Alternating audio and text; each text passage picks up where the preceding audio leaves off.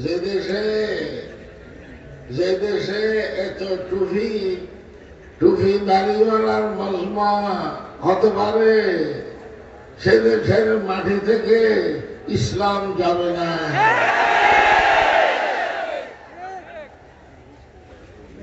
এদেশের মানুষ ইসলাম ছাড়া কিছু বুঝে না, কিছু জানে না, কিছু মানে না।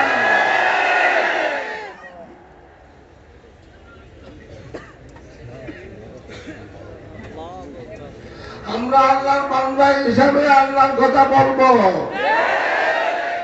রাসূলের উম্মত হিসাবে রাসূলের কথা বলবো, মুসলমান হিসাবে আমরা ইসলামের কথা বলবো।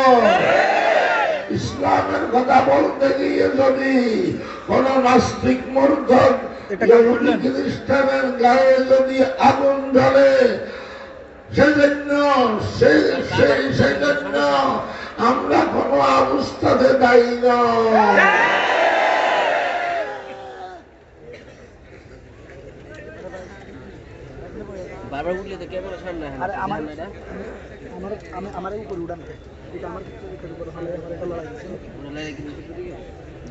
হেফাজত ইসলাম সম্পূর্ণ অরাজনৈতিক একটা দিনী সংগঠন,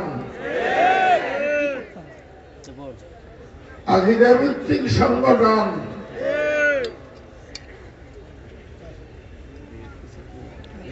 কাউকে গদিতে বসানোর জন্য,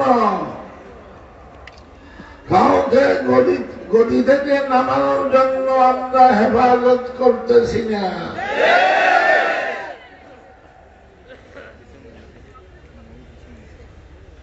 কোন পার্টি বা দলের এজেন্ডা বাস্তবায়ন করার জন্য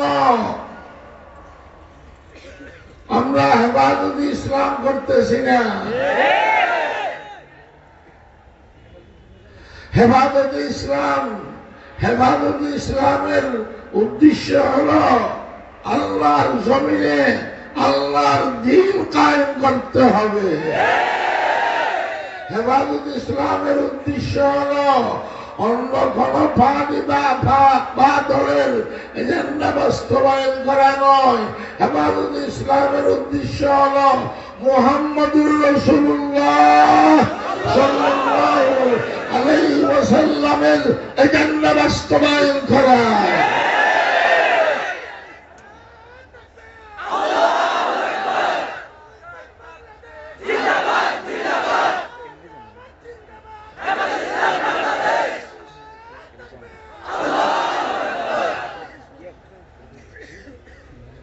মুহাম্মদুর রাসূলুল্লাহ সাল্লাল্লাহু আলাইহি ওয়াসাল্লামের এজেন্ডা বাস্তবায়ন করতে গিয়ে যদি বুকের তাজা রক্ত দিতে হয়, যদি কলিজার তাজা রক্ত ঢেলে দিতে হয়, কারা কারা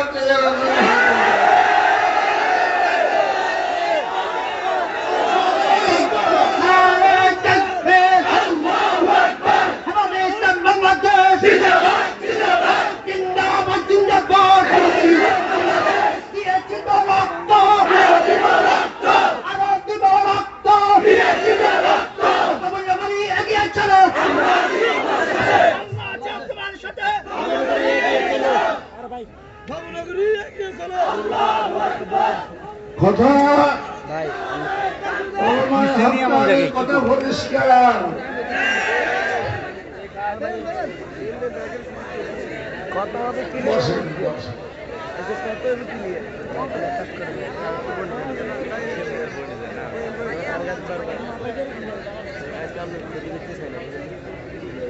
আমি আপনাদের সম্মুখে কোরআনে কারীম থেকে সূরা কাহফের দুটি আয়াত তেলাওয়াত করেছি।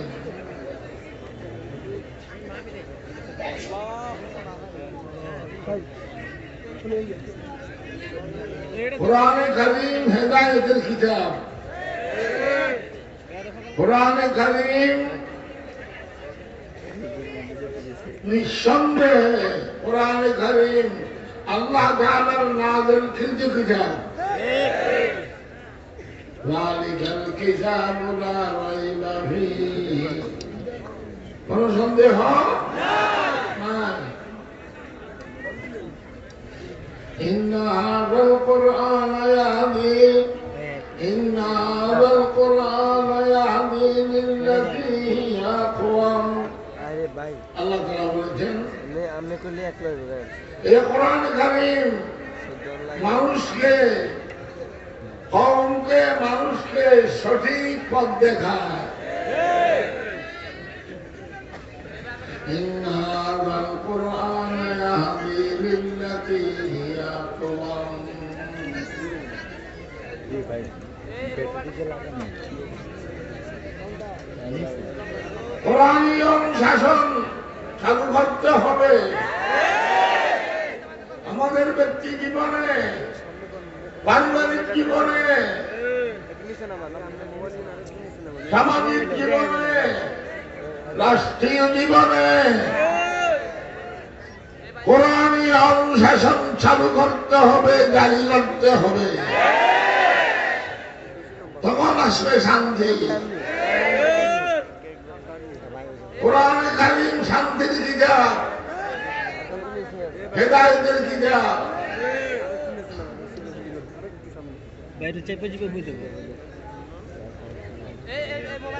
বলতে গেলে অনেক কথা।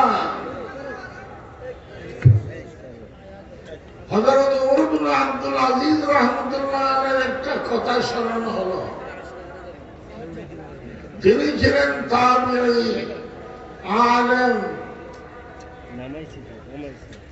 তিনি ছিলেন রাষ্ট্রপ্রধান, অর্ধবিশ্বের রাজা, তার চেয়ে বেশি।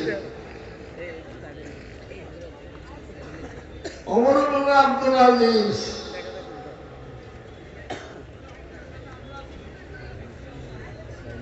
তিনি রাজত্ব করেছেন প্রায় 2 বছরের মতো। তিনি রাজত্ব করেছেন কোরআনে কারীমের, কোরআনে হাকিমের সেই ধারা অনুযায়ী, সেই উসুল অনুযায়ী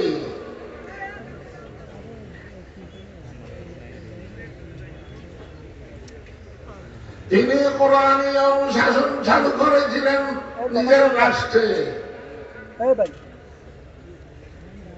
কোরআনী অনুশাসন ছাড়া তিনি কোনো কাজ করেন নাই। তিনার পক্ষে সম্ভব ছিল না কোরআনকে বাদ দিয়ে কোনো কাজ করা।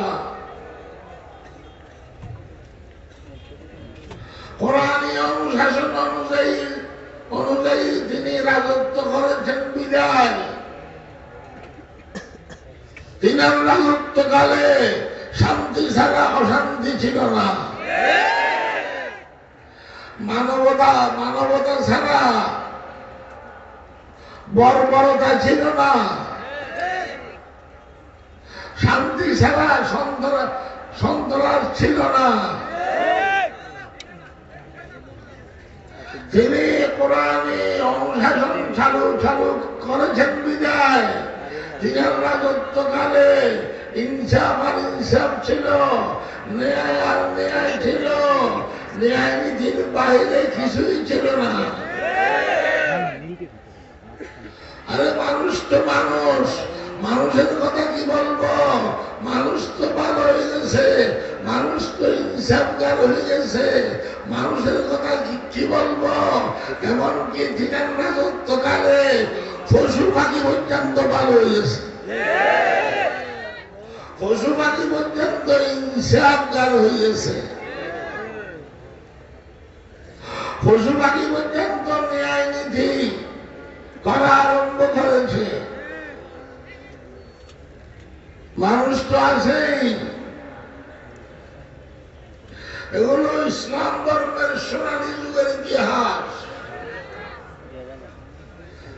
আল্লামা আবুল জালালউদ্দিন সিয়ুতী রাহমাতুল্লাহ আলাইহি তার খোলাফা কিতাবে লিখেছেন, তিনি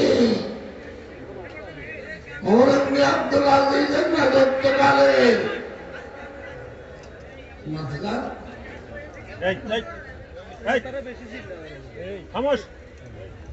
দুই একজন মানুষ উঠে দেব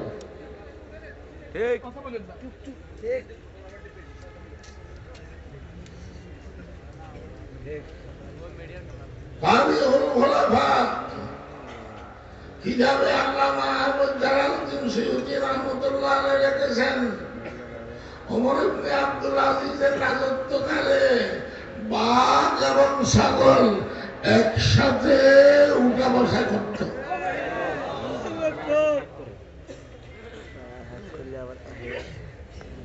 বাঘ এবং ছাগল একসাথে গাছ খেত, নহরের পানি পান করত।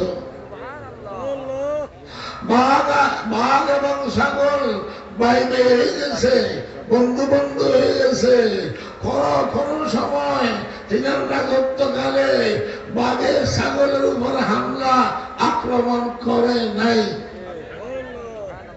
কোন সময় বাঘে ছাগলের উপর জুলুম নির্যাতন করে নাই। যদি বাঘের অবস্থা সেরকম হয় তাহলে মানুষের অবস্থা কিরকম হবে? কত সুন্দর পরিবেশ, কত শান্তিপূর্ণ পরিবেশ। কেন? কারণ তিনি কোরআনী অনুশাসন চালু করেছেন। কোরআনী শাসন অনুযায়ী দেশ পরিচালনা করেছেন।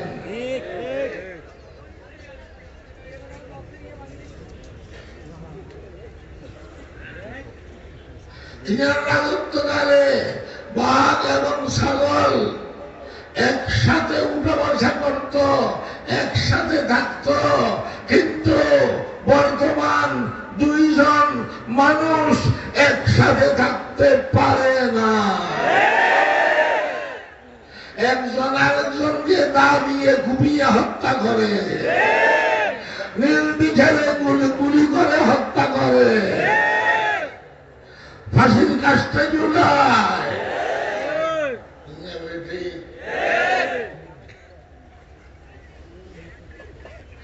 যারা আসলে দোষী ওদের কোনো বিচার নাই, নির্দেশ মানুষের উপর জুলুম আর নির্যাতন করতে থাকে।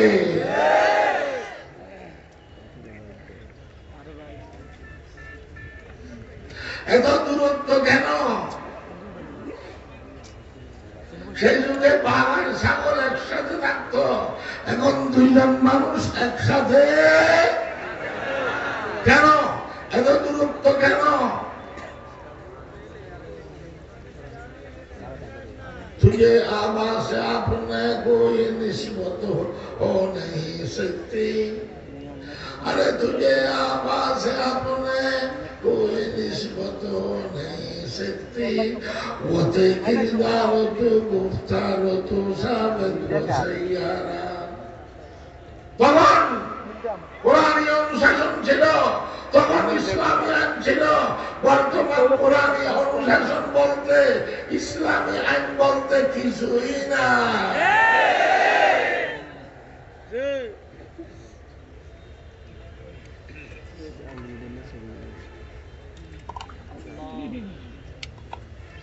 তখন শিক্ষা ব্যবস্থা ছিল কোরআন ভিত্তিক, ইসলামী আইন ভিত্তিক শিক্ষা ব্যবস্থা ছিল। তখন কোরআনী শিক্ষা ছিল। আর বর্তমান শিক্ষা ব্যবস্থা কিরকম হয়ে গেছে?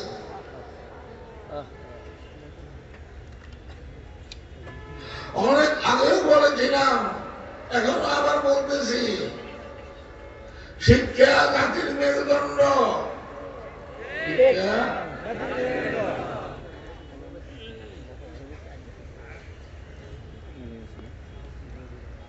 কিন্তু কোন শিক্ষা জাতির মেরুদণ্ড? সুশিক্ষা। আর সুশিক্ষার অপর নাম হল ইসলামী শিক্ষা।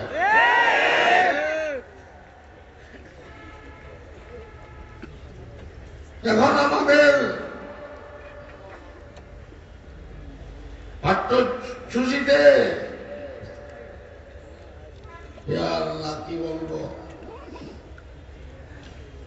এমন শিক্ষা, এমন শিক্ষা ব্যবস্থা চালু করেছে যেটার নাম বলতেও আমার লজ্জা লাগে।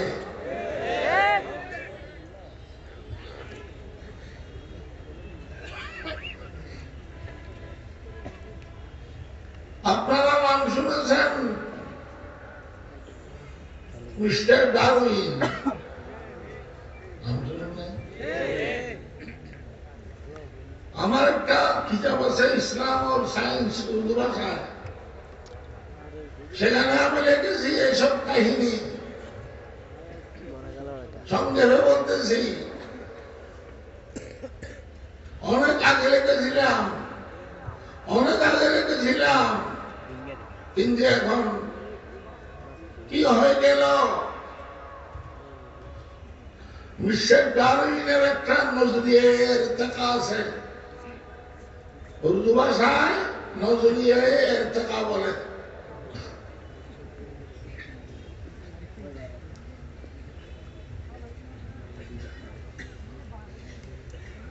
বাংলা ভাষায় বলে বিবর্তনবাদ। নজরিয়ে ইরতেকার বাংলা হলো বিবর্তনবাদ।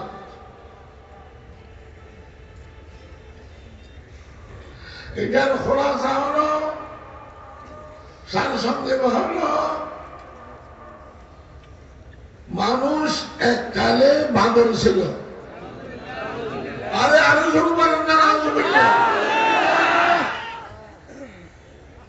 মানুষ এককালে কি ছিল?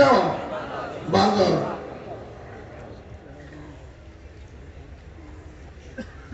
বিবর্তনবাদের অর্থ, নজরিয়া ইরতেকার অর্থ, মানুষ এককালে বাঁদর ছিল।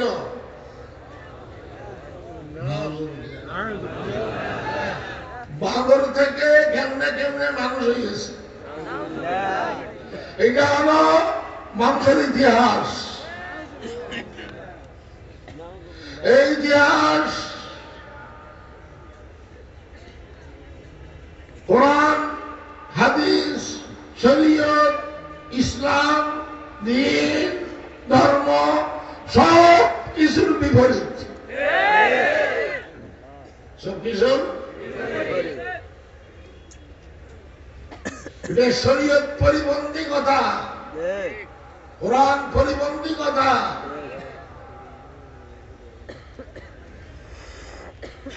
ওয়াকায়ুদ দুহুর,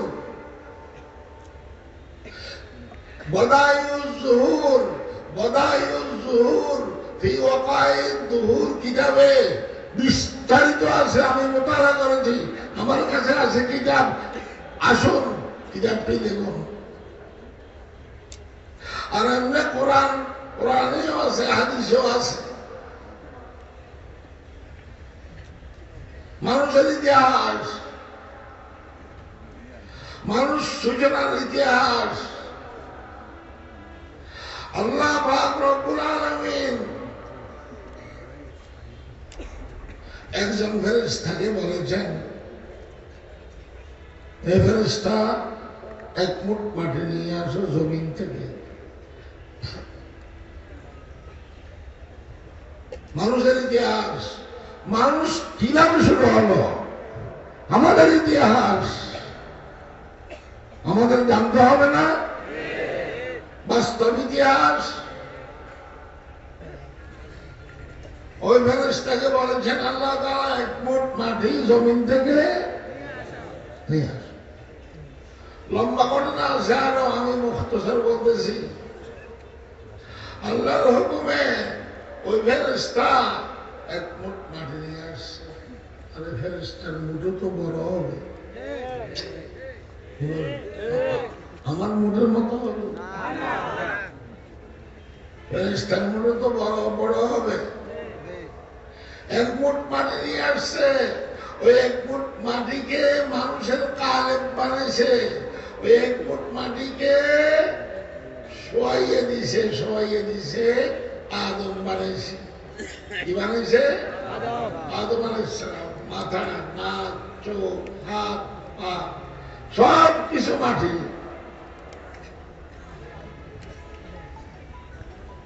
এটাকে কালেব বলা হয়। এখনো মাটি, সব কিছু মাটি, কিন্তু সৌরভ মানুষের, আদমের।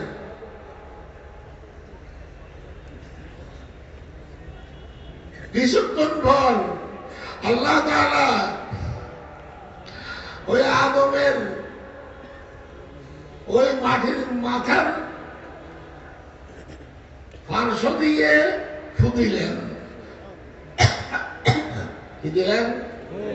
ফুদিলেন, রু ঢুকালেন। আল্লাহ তাআলা ফুদিয়ে রু ঢুকালেন আদম আলাইহিস সালামের মাথা দিয়ে। এই রু আস্তে আস্তে আস্তে আস্তে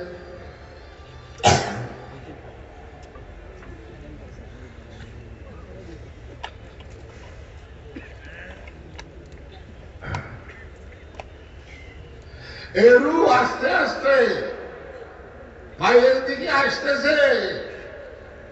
যে পরিমাণ রু আসতেছে সেই পরিমাণ গোশত, মাংস, হাড্ডি, রক্ত, রগ সবকিছু হয়ে যেতেছে। কুদরতের মালিক কে?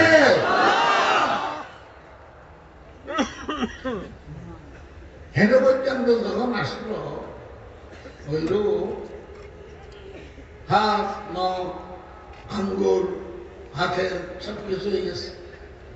হেঁটু পর্যন্ত যখন আসলো হইল, আদম আলাইহিস সালাম মনে করেছেন পুরা শরীরের রূহ কি পৌঁছে গেছে। মাথাটা একটু উঠাইয়ে দেখলেন, দেখতেছে হেঁটের উপরে গোশত, মাংস, হাড্ডি, রক্ত, হেঁটুর নিচে এখনো মাটি। কারণ রু হেঁটুর নিচে কি যাই নাই, এখনো পৌঁছে নাই। আচ্ছা, আবার শুয়ে বসছেন, আবার কি শুয়ে বসছেন। কিছুক্ষণ পর এ রু পায়ের নখ পর্যন্ত পৌঁছে গেছে। পুরা আদম, পুরা আদম। একজন ইনসান, যার নাম আদম, এই সর্বপ্রথম মানুষ, এই সর্বপ্রথম ইনসান। ইতিহাস আমি কিতাবের বরাত দিয়ে বলতেছি।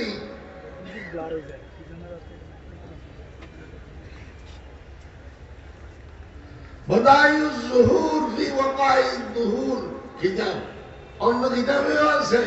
এই কিতাবে একটু বিস্তারিত আছে। ঘুমিয়ে গেছেন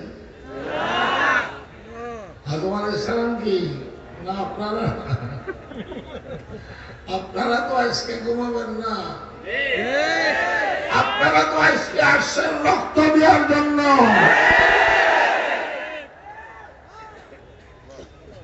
আদম আলাইহিস সালাম মানুষ হিসেবে একটু কি ঘুমিয়ে গেছে।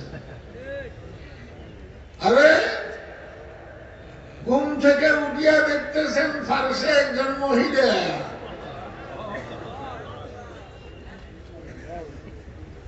এই মহিলার নাম হযরত হাওয়া আলাইহিস সালাম, আমাদের সকলের মা। আদম আমাদের পিতা, হাওয়া আমাদের কি মা।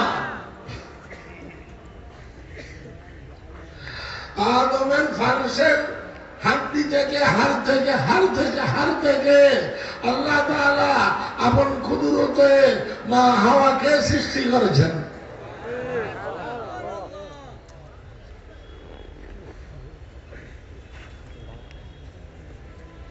ও কিতাবে লেখা আছে,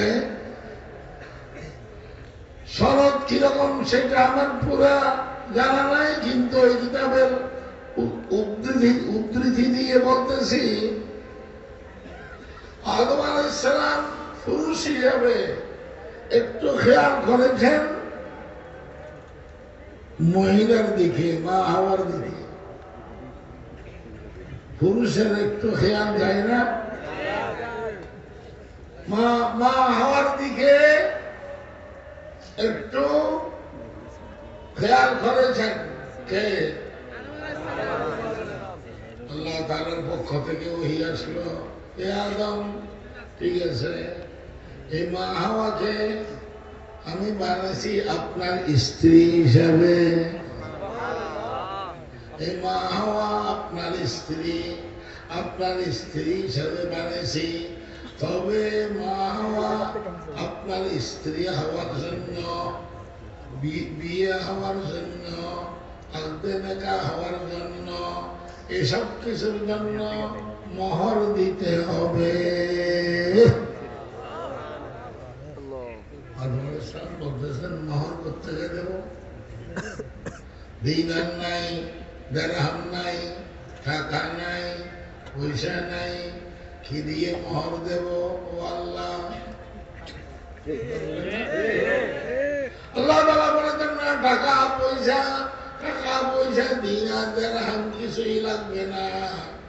আমি একজন আখিরি জামানার নবী পাঠাবো। আখিরি জামানার একজন নবী যার নাম মুহাম্মদ সাল্লাল্লাহু আলাইহি ওয়াসাল্লাম। আপনি একটু এই নবী মুহাম্মদের উপর দরুদ শরীফ পড়লে মোহর আদায় হয়ে যাবে।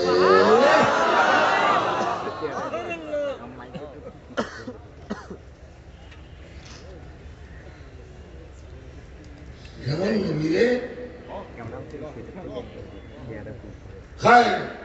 লম্বা কাহিনী আছে, ওইখানে আবার হাওয়ালা দিয়ে রাখছেন। এগুলো এ হলো বাবা আদম আর মা হাওয়ার কাহিনী।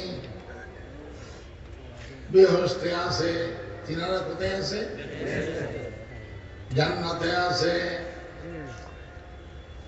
কোন মসলহতের কারণে, কোন হিকমতে, কোন ফায়দা, কোন লাভের জন্য, কোন কারণে আল্লাহ তাআলা বাবা আদম আর মা হাওয়াকে বেহেশত থেকে নামাইয়া দিয়েছেন কোথায়? দুনিয়ার জমিনে। নামাইয়া দিয়েছেন কোথায়? দুনিয়ার জমিনে। লম্বা ঘটনা আছে, কোথায় নামাইছেন, কোথায় নামাইছেন, কোথায় নামাইছেন, তারা কিভাবে আবার মোলাকাত সাক্ষাৎ করলো, লম্বা ইতিহাস আছে। দুনিয়ার জমিনে দরজনকে কি করেছেন বলেন না? নামাইয়া দিয়েছেন। তারা স্বামী স্ত্রী হিসাবে বসবাস করতেছেন, মিলন করতেছেন। তাদের নিয়ম হলো একসাথে একজোট সন্তান হতো, একজন ছেলে একজন মেয়ে একসাথে, একজন ছেলে একজন মেয়ে একজোট। প্রথম জোড়ে ছেলে হলো কাবিল, মেয়ে হলো ইকলিমা। দ্বিতীয় জোড়ে ছেলে হলো হাবিল, মেয়ে হলো লুবুদা। একেবারে সর্বশেষ, সবগুলো তো বলতে পারবো না, একেবারে সর্বশেষ ছেলে হলো আবুল মুহিস, মেয়ে হলো উম্মুল মুহিস। আদম হাওয়ার জীবদ্দশায় 40,000 হইয়াছে ছেলে মেয়ে। আবার তাদের ছেলে মেয়ে লক্ষ লক্ষ হইয়াছে, আবার তাদের ছেলে মেয়ে কোটি কোটি এ পর্যন্ত পৌঁছলো, কিয়ামত পর্যন্ত পৌঁছতে থাকবে। এ হলো মানুষের ইতিহাস। আমরা প্রত্যেকে আসলাম জান্নাত থেকে, আদম থেকে, আদম হাওয়া থেকে। আমাদের আসল বাড়ি বেহেশত। আমাদের আসল বাড়ি কোথায়? বেহেশত থেকে এসেছি কিছু কাজ কাম করার জন্য, আমল করার জন্য। আমাদের আসল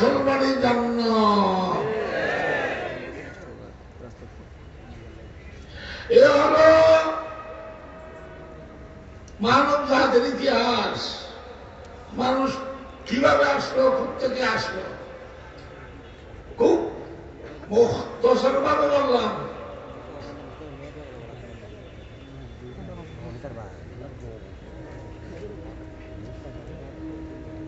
কিন্তু এই মিস্টার ডারউইন তার নজরিয়ে থাকা বিবর্তনবাদে পরিষ্কার বলেছে মানুষের ইতিহাস হলো বানর। মানুষ বানর ছিল। কোনটা সত্য? মিস্টার ডারউইনেরটা সত্য না, কোরআনেরটা সত্য, হাদিসেরটা সত্য।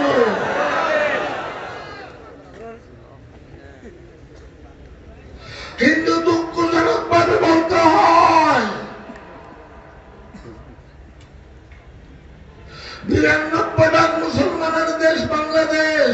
এই বাংলাদেশের শিক্ষা, এই বাংলাদেশের শিক্ষানীতি, এই বাংলাদেশের শিক্ষা নীতিতে, এই বাংলাদেশের আপনার পাঠ্যসূচিতে কোরআন হাদিসের সে বাস্তব কথা বাদ দিয়ে এই শিক্ষা নীতির ভিতরে ডুবিয়ে দিছে ওই মিস্টার ডারউইনের আপনার সে নীতি, মিস্টার ডারউইনের অশুদ্ধ কথা, মিস্টার ডারউইনের বিবর্তনবাদ ডুবিয়ে দিছে।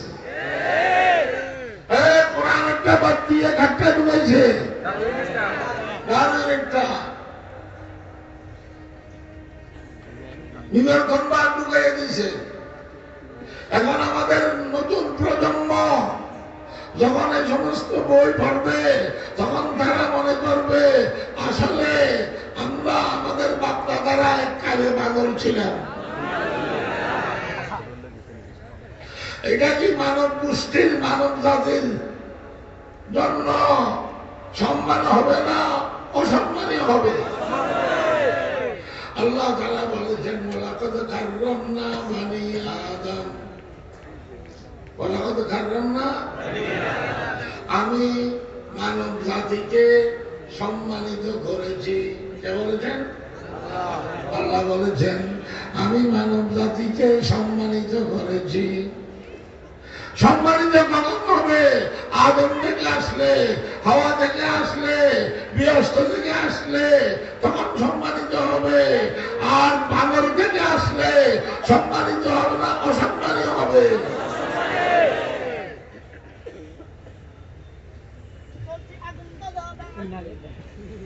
পাঠ্যসূচির ভিতরে এরকম একটা অবাস্তব কথা, অশুদ্ধ কথা কিভাবে ঢুকাতে পারলো? আজকে লক্ষাধিক সমাবেশের পক্ষ থেকে আমি দাবি করব অবিলম্বে এই কথা পাঠ্যসূচি থেকে বাহির করতে হবে।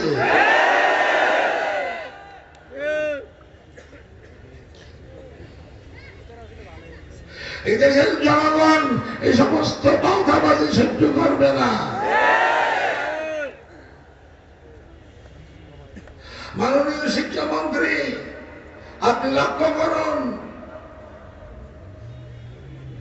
এরকম একটা ডাহা মিথ্যা কথা, নির্জলা মিথ্যাচার, অবাস্তব কথা এদেশের জনগণ কোন অবস্থায় সহ্য করবে না।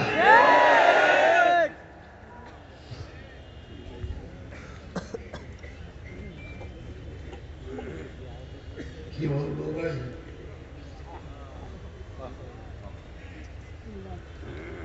যদি যাদের বুঝে না আসে আমার সাথে যোগাযোগ করতে বলবেন, আমি দেখিয়ে দেব মানুষ কোথেকে আসছে, কিভাবে আসছে।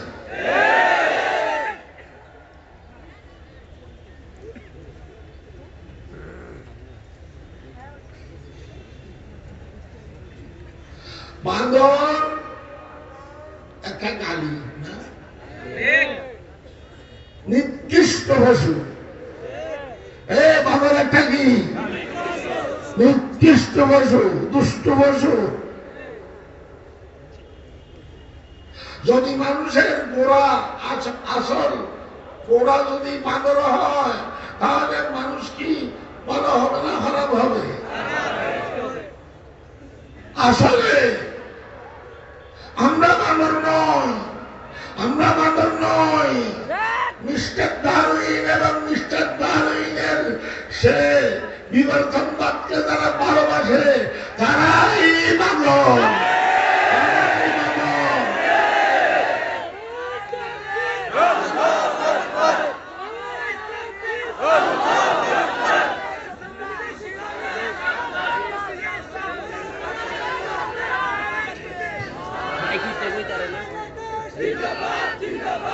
এগুলো ভিতরে ভিতরে ইসলামকে ধ্বংস করার জন্য, ইসলামকে নির্মূল করার জন্য ভিতরে ভিতরে সমস্ত ষড়যন্ত্র চলতেছে।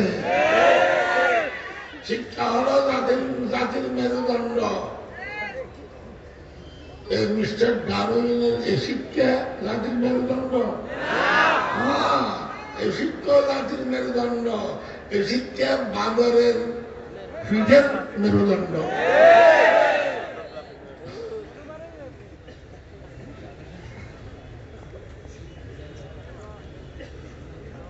আমি যখন ইসলাম আর সায়েন্সের উর্দু কিতাব এগুলো লিখতেছিলাম অনেক আগে, তখন ভাবতেও পারিনি যে এইরকম একটা কুশিক্ষা শিক্ষার নামে চালু হবে।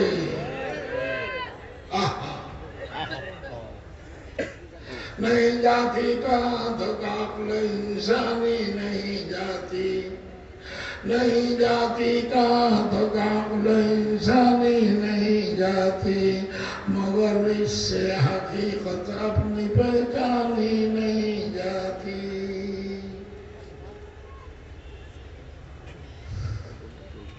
ইসলামের বিরুদ্ধে অনেক ষড়যন্ত্র।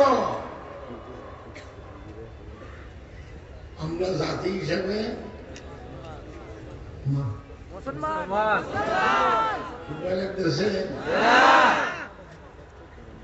কি বলে দেশে আমরা জাতি হিসাবে বসবাসকারী হিসাবে আমরা বাংলাদেশি। আমরা বাংলাদেশের বাসিন্দা, বসবাসকারী হিসাবে আমরা বাংলাদেশি 100 বার, হিন্দু জাতি হিসাবে মুসলমান।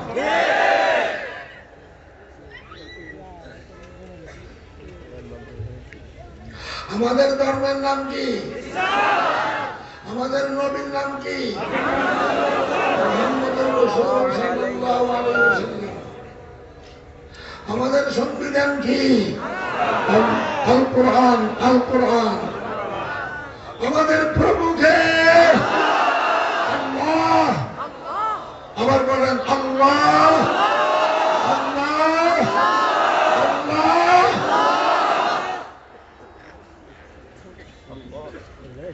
এই আকীদায় যারা বিশ্বাসী, তারা আস্তিক, তারা মুসলমান। আর যারা এই আকীদায় বিশ্বাসী নয়,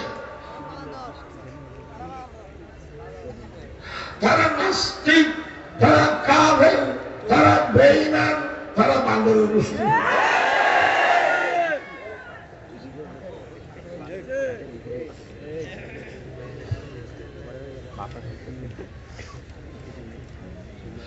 বর্তমানে আওয়ামী লীগ বিএনপির লড়াই নয়। আওয়ামী লীগ বিএনপি ভাই ভাই, ঠিক না বেটি?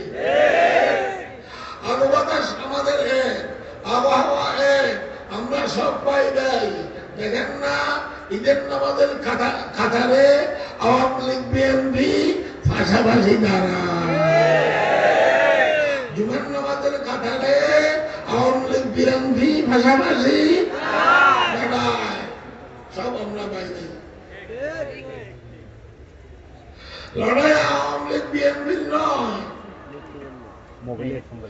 বর্তমান সারা বিশ্বে লড়াই চলতেছে আস্তিক আর নাস্তিকের।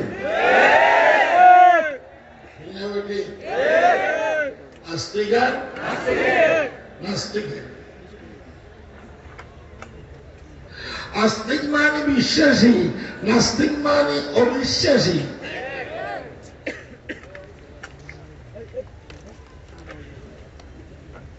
ও নোয়াখালীর যুবক, ও নোয়াখালীর যুবকেরা,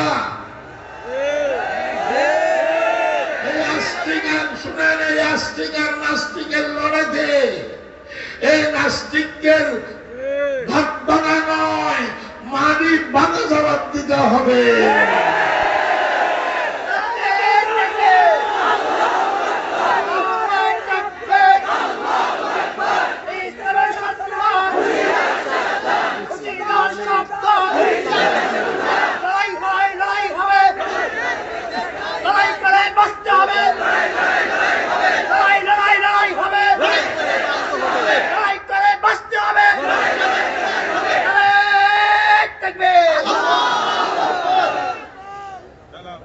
আমরা আল্লাহকে বিশ্বাস করি।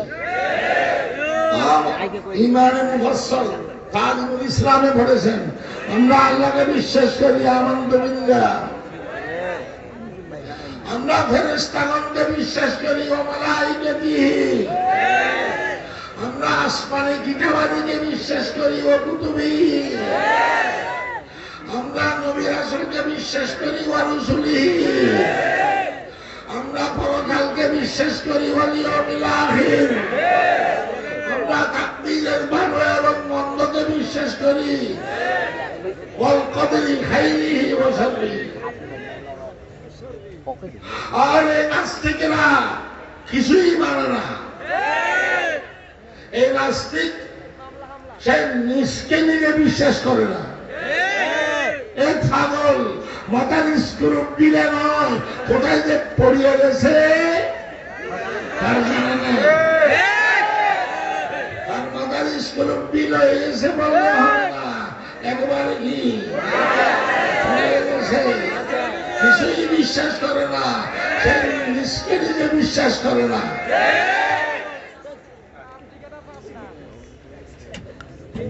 কোন ধর্ম মানে না। এই নাস্তিকেরা কোন ধর্ম মানে না।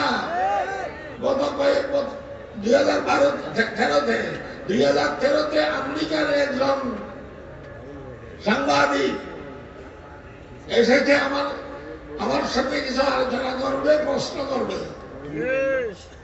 অনেক দেশ থেকে বিদেশ থেকে সাংবাদিকরা আসতো। সে আগে ভাগে বলতে, হুজুর আমি আপনার সাথে কথা বলবো, ঠিক আছে, কিন্তু আমি কোন ধর্মকে মানি না। সে নিজে বলেছে, আমি কোন ধর্মকে মানি না।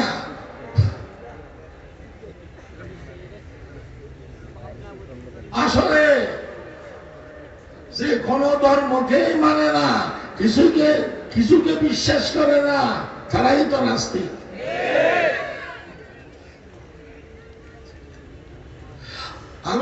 আমার একটা বই আছে, নাস্তিকের আবার কয়েক প্রকার আছে। এক প্রকারের নাস্তিক তো এমন আছে যারা মহান রব্বুল আলামিনকেও মানে না। আমি এগুলো মারফতি বলতেছি না, প্র্যাকটিক্যাল বলতেছি। কিছুদিন আগে কেমব্রিজ ইউনিভার্সিটির একজন বড় টিচার ক্লাসে ছাত্রদের উদ্দেশ্যে বলেছে, আল্লাহ বলতে কিছুই না।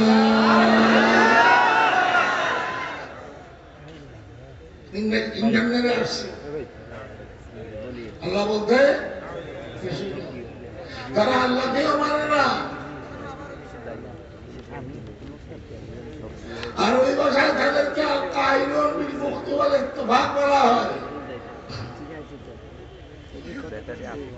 তো আসমানের সৃষ্টিকর্তাকে তারা বলে না, আসমানের সৃষ্টিকর্তা কেউ নাই, জমিনের সৃষ্টিকর্তা কেউ নাই। এগুলো এমনি এমনি হয়ে গেছে, এমনি এমনি হয়ে গেছে। কোন সৃষ্টিকর্তা কেউ নাই। শুনেন, এগুলো আকিদা ওজুদে বাড়ি থাকার বহস। সুল্লামুল উলুমের খুতবার সারা আয়ও কিছু আছে। লা ইউহাদ্দু ওয়া লা ইউতাসাব্বার ওয়া লা ইউনতিজু ওয়া লা ইয়াতাগায়্যার জাআলাল কুল্লিয়াত ওয়াল জুজিয়াত, সেখানে আছে। তাদের কিছু দলিলও আছে, ভুয়ো দলিল। তাদের দলিল হলো আল্লাহ বলতে কিছু নাই, কারণ আল্লাহকে দেখা যায় না। আল্লাহ থাকলে একদিন না একদিন আমরা দেখতাম। এখন তো কোন সময় আল্লাহকে আমরা দেখিনি, তাহলে বোঝা গেল আল্লাহ নাই। এই দলিলকে আমি খণ্ডন করব। আমাদের ভিতরে আত্মা আছে কিনা, রূহ আছে কিনা? কোন বিজ্ঞানী, কোন দার্শনিক রূহকে দেখেছে? আত্মাকে দেখেছে? আপনারা দেখেছেন না? তাহলে যেখানে দেখা ছাড়া আত্মাকে বিশ্বাস করা যায়, সেখানে দেখা ছাড়া মহান রব্বুল আলামিনকে বিশ্বাস করতে হবে না? কি বলেন? আবার মহান রব্বুল আলামিনকে দেখতে না পারলেও এই দুনিয়াতে মহান রব্বুল আলামিনকে দেখতে না পারলেও মহান রব্বুল আলামিনের অহরহ আলামত নিদর্শন দেখা যায়। ঠিক না বেটি? অহরহ আল্লাহর অহরহ নিদর্শন আলামত দেখা যায় কিনা?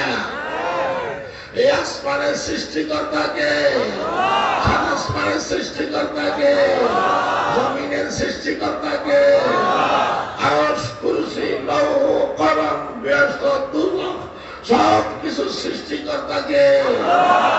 তাফসীরে কুরতুবীতে আছে ৮০,০০০ জগতের সৃষ্টিকর্তা আল্লাহ আল্লাহ আল্লাহ আল্লাহ আল্লাহ আল্লাহ আল্লাহ। ৮০,০০০ জগতের সৃষ্টিকর্তা।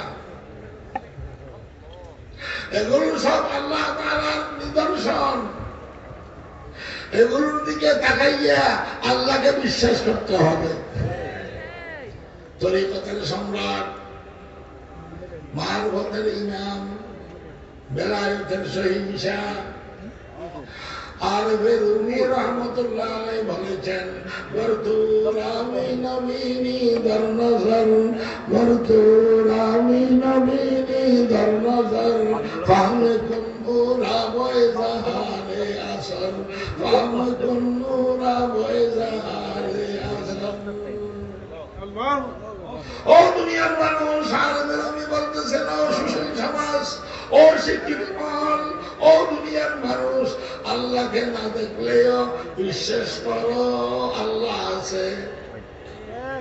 কারণ আল্লাহর অহরহ আলামত, আল্লাহর অহরহ নিদর্শন তো আছে। পামে কুন্নুরা বয়ে জাহারে আসল।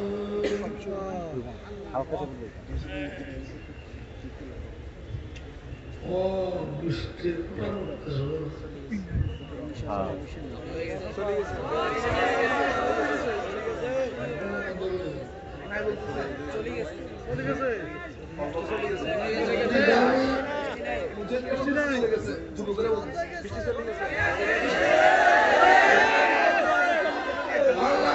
বৃষ্টি বন্ধ করিয়ে দেন। আমরা আপনার সাফল্য এখান থেকে যেতে মন চাই না।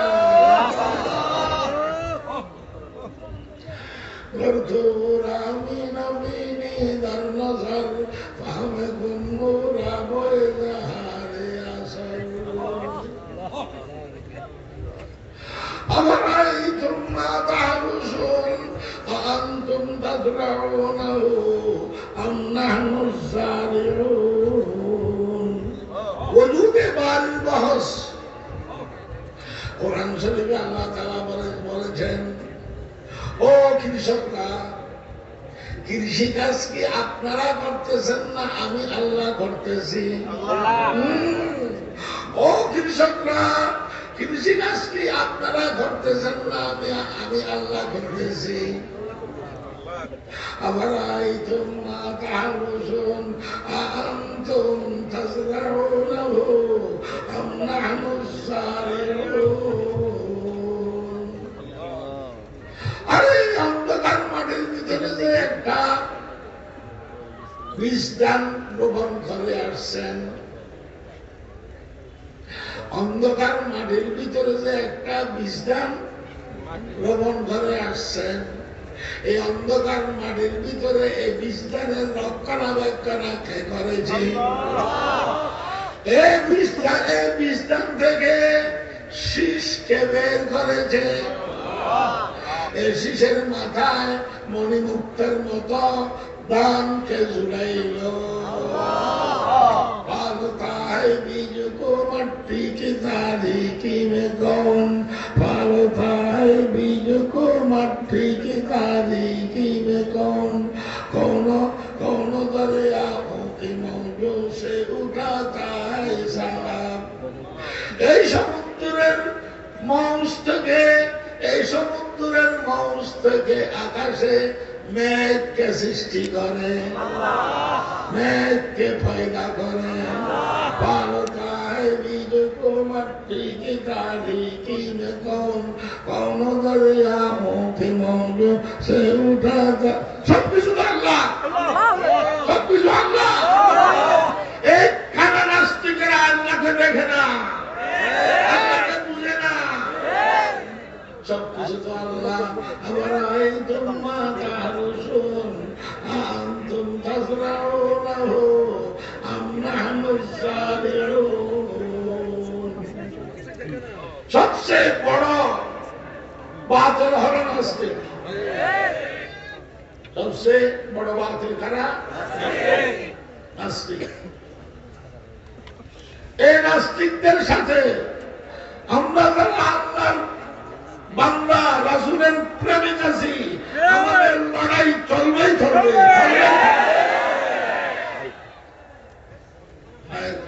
আমার পরে তো আরো বক্তা আছে,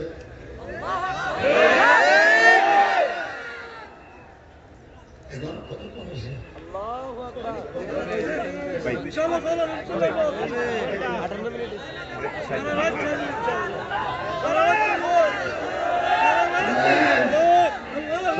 একটি কথা বলি, কথা শেষ করতেছি। একটি কথা বলি, কথা শেষ করতেছি। বর্তমান বাতিল বলতে অনেক কিছু। এক বাতিল হলো কাদিয়ানি। কাদিয়ানি ফেরকা নিঃসন্দেহে কাফের। আরেক বাতিল হলো হিজবুত তাওহীদ। আমি কয়েক বছর আগে রমজানে হিজবুত তাওহীদের বিরুদ্ধে আপনার সেমিনার করেছি ঢাকায়। এই হিজবুত তাওহীদের যে আকীদা, যে বই আছে আপনারা দেখবেন, এই আকীদা অনুযায়ী হিজবুত তাওহীদকে মুসলমান বলা যায় না। আরো অনেক বাতিল আছে। এই সমস্ত বাতিলের মোকাবেলায় যদি হক্কানি আলেম ওলামারা ডাক দেয়, হক্কানি আলেম ওলামারা যদি আন্দোলনের জন্য ডাক দেয়, কাদিয়ানীকে সরকারিভাবে সাংবিধানিকভাবে অমুসলিম ঘোষণা করার জন্য যদি হক্কানি আলেম ওলামাদের ডাক আসে, আন্দোলন শুরু হয়, সে আন্দোলনে শরীক হয়ে বিশ্ব নবীর ইজ্জত সম্মান রাখতে হবে।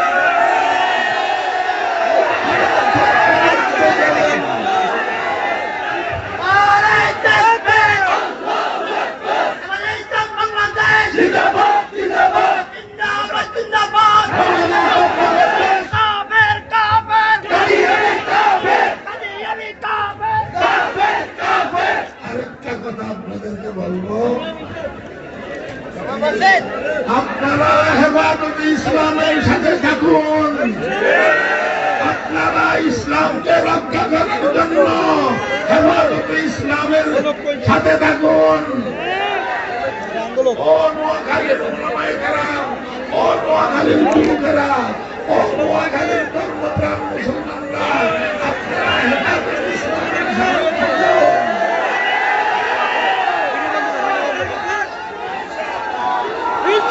শোনেন, সমস্ত মুসল্লিয়ানে কেরাম, সমস্ত মুসল্লিয়ানে কেরাম হেফাজত ইসলামের সদস্য।